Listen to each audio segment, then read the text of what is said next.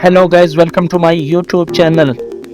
ये इस सीरीज की थर्ड वीडियो है जिसमें मैं आप लोगों को होम टैब के अंदर फ़ोन ग्रुप के बारे में पढ़ाऊंगा। फ़ोन ग्रुप के अंदर काफ़ी टूल्स हमें नज़र आ रहे हैं, जैसे कि फर्स्ट टूल का नाम है फ़ोन। फ़ोन का काम ये है कि मिसाल के तौर पर यहाँ पे मैं कुछ टेक्स्ट लिख लेता हूँ और स्किल्स लिख लेता हूँ और इसी की मैं कॉपी ले लेता हूँ। जैसे कि मैंने बताया था कि आप यहाँ से कॉपी ले सकते हो और इसको कई दफा मैं पेस्ट कर लेता हूँ।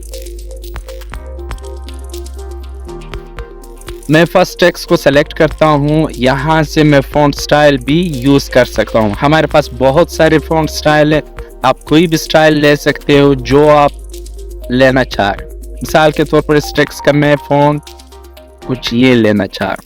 कोई भी फ़ॉन्ट आप कोई भी स्टाइल दे सकते हो। इसी तरह आप मुख्तलिफ स्टाइल अपने टेक्स्ट को दे सकते हो।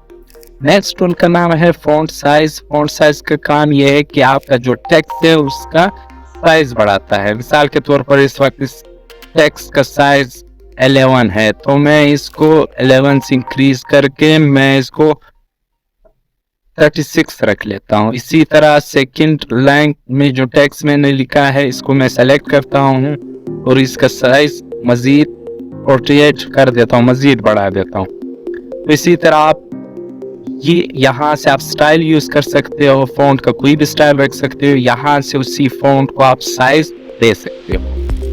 ये टूल है, ये आपके पास इंक्रीज फ़ॉन्ट साइज इस टूल का नाम है, इस टूल का नाम है डिक्रीज फ़ॉन्ट। इन दोनों में ये भी सेम वही काम करता है जो फ़ॉन्ट साइज करता है। इन दोनों में फ़र्क ये है क्या, मिसाल के तौर पर इस टेक्स्ट को मैं सेलेक्ट करता हूँ, अगर मैं यहाँ से इंक्रीज फ़ॉन्ट साइज पे क्लिक करता हूँ तो ये यहाँ से आप कर सकते हो, ठीक है। इसकी साइज यहाँ से भी बढ़ा सकते हो। और डिक्रीज फ़ॉन्ट का मतलब ये है कि इसी टेक्स्ट का आप साइज डिक्रीज कर सकते हो। मिसाल के तौर पर इसकी साइज आप कम कर सकती हो यहाँ से। चेंज केस टूल है। चेंज केस टूल का काम ये है कि मिसाल के तौर पर यहाँ पे ये होप स्किल जो मैंने लिखा है, ये होप स्किल का मैं टेक्स्ट चेंज केस कर सकता हूँ। चेंज केस इसका मैं चेंज कर सकता हूँ। मिसाल के तौर पर हमारे पास सेंटेंस केस में होगा क्या, सेंटेंस केस में ये होता है कि जो फर्स्ट लेटर है वो कैपिटल होगा, बाकी लेटर स्मॉल होंगे। मैं इस पे क्लिक करता हूँ तो ये बाय डिफॉल्ट पहले इस सेंटेंस केस में है, जैसे कि एच बड़ा है हमारे पास, बाकी तमाम के तमाम टेक्स्ट जो है वो स्मॉल एबीसी में है, ठीक है। तो मैं सेकंड चेंज केस पे आता हूँ। सेकंड जो केस है वो हमारे पास लोअर केस है। लोअर केस में तमाम के तमाम वर्ड्स स्मॉल होंगे। मैं इसको थोड़ा सा जूम कर लेता हूँ। आप जूम यहाँ से भी कर सकते हो और माउस के जरिए भी कर सकते हो। माउस से आप अपने कीबोर्ड से कंट्रोल और माउस के अंदर जो आपके पास रूलर यूज होता है, ठीक है, उसको आप प्रेस करके तो साइज इसका बढ़ा सकते हो। नेक्स्ट केस का नाम है अपर केस। अपर केस में होगा क्या, अपर केस में ये होता है कि आपका तमाम टेक्स्ट जो है वो कैपिटल एबीसी कैपिटलाइज हो जाता है। कि मिसाल के तौर पर अपर केस में यहाँ पे यूज करता हूँ तो जो होप स्किल्स है वो कैपिटल हो जाए। नेक्स्ट केस का जो नाम है capitalize each word. Capitalize each word का मतलब ये है कि जितने भी वर्ड्स होंगे, ठीक है, हर वर्ड का फर्स्ट लेटर कैपिटल हो। जैसे यहाँ पे भी बता रहा है कि कैपिटलाइज ईच वर्ड, जो कैपिटलाइज सी बड़ा है, ठीक है, ईच का ई बड़ा है, वर्ड का डब्ल्यू बड़ा है। सीधा अगर मैं कैपिटलाइज ईच वर्ड यूज करता हूँ तो ओ का एच कैपिटल आ जाएगा और स्किल्स का एस कैपिटल आ जाए। तो ये कैपिटलाइज ईच वर्ड केस है। नेक्स्ट केस है ट्रिगल केस। ट्रिगल केस में होगा क्या कि फर्स्ट जो लेटर है वो स्मॉल आएगा, बाकी हर वर्ड का फर्स्ट लेटर स्मॉल है। मिसाल के तौर पर आपके पास जितनी भी वर्ड्स होंगे उनके फर्स्ट। नेक्स्ट टूल का नाम है बी। बी का मतलब है बोल्ड। बोल्ड का शॉर्टकट की भी साथ हमें बताया जा रहा है कि कंट्रोल प्लस बी आप प्रेस करें। बोल्ड का काम क्या है कि आपका जो टेक्स्ट है वो थोड़ा सा बोल्ड कर देगा, ठीक है, थोड़ा सा गाढ़ा बना देगा। इसी तरह मैं अगर इस टेक्स्ट को सेलेक्ट करता हूँ, नेक्स्ट जो टूल है वो आई का मतलब इटैलिक की शॉर्टकट की Ctrl+I है। और इटैलिक से होगा क्या कि इटैलिक से आपका जो टेक्स्ट है वो थोड़ा सा तिरछा होगा। नेक्स्ट टूल का नाम है अंडरलाइन क्या करता है कि आपका जो भी टेक्स्ट होगा उसके नीचे लाइन बना दे।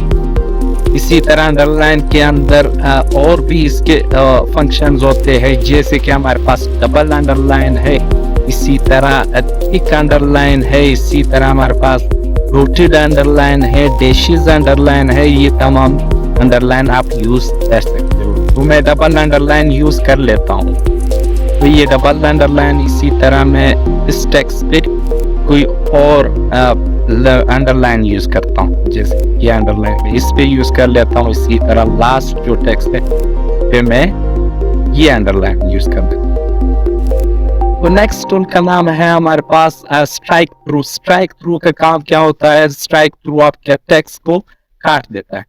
बाज़ औक़ात हमें पता है कि कहीं पे लिखा होता है कि RS किसी चीज की जो प्राइस होती है वो 30, और वो होलसेल पर अगर वो हमें मिलेंगी तो ये इस न्यू प्राइस होगी, या मिसाल के तौर पर 20%, ठीक है, सॉरी 20, तो और जो प्राइस होगा वो इसको स्ट्राइक थ्रू कर देता है।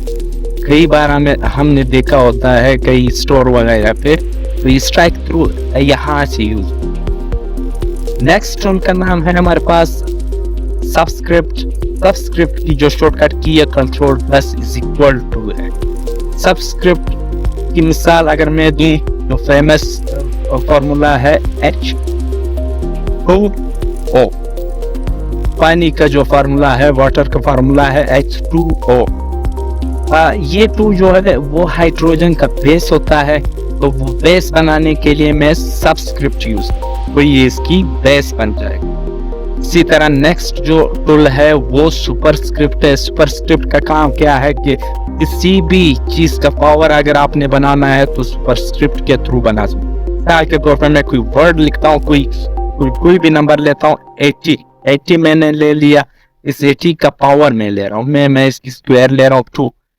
अब इस 2 को मुझे सेलेक्ट करना पड़ेगा और ये 80 का स्क्वायर, तो मैं सुपरस्क्रिप्ट इस पे यूज कर लेता हूँ ताकि ये इसका पावर बन जाए। इसी तरह नेक्स्ट जो टूल है वो टेक्स्ट इफेक्ट एंड टाइपोग्राफी है।